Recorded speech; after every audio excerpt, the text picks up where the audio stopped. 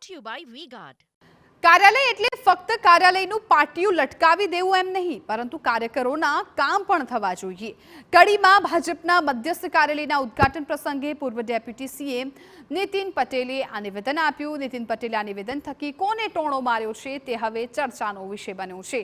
નીતિન પટેલે જણાવ્યું કે કામ કરે એનું નામ કાર્યાલય કહેવાય. ચૂંટણીમાં હાર થાય કે જીત, આપણે કાર્યાલય બનાવ્યા છે. કાર્યાલય નામનું પાટિયું લગાવી દેવાથી કંઈ ના થાય, કાર્યકરોને કામ થાય એ પણ મહત્વનું છે. નીતિન પટેલે કહ્યું કે હું 20 વર્ષ સુધી મંત્રી રહ્યો, પણ 10 દિવસથી વધુ ગાંધીનગરના બંગલે નથી રોકાયો. હજુ કાર્યકરોના કામ થાય અને તેને ધક્કા ખાવા ન પડે તે માટે હું કડી જ રહ્યો છું. મહત્વનું છે કે થોડા સમય પહેલા કડીમાં ભાજપનો આંતરિક અસંતોષ સપાટી પર આવ્યો હતો.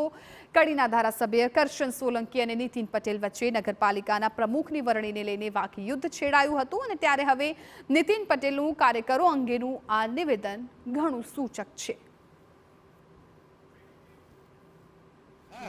બધા કામ કરે ને કામ કરાવડાવે એટલે કાર્યાલય આવું કહેવાય. એ ખાલી કાર્યાલય પાટિયું લબડાવી દે એવું કાર્યાલય નહીં.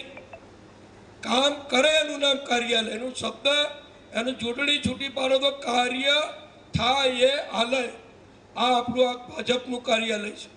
આ 20 વર્ષમાં મંત્રી તરીકે હું 10 દિવસથી વધુ ગાંધીનગરના બંગલે નથી રોકાયો.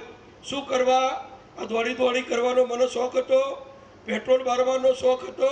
ના, કાર્યકરોનું કામ ઘેર બેઠા વગર ખર્ચે, કોઈને ગાંધીનગર ના આવવું પડે, અહીંથી જ એનો કાગળ લેવાઈ જાય અને એના ઘેર બેઠા એને જવાબ મળે.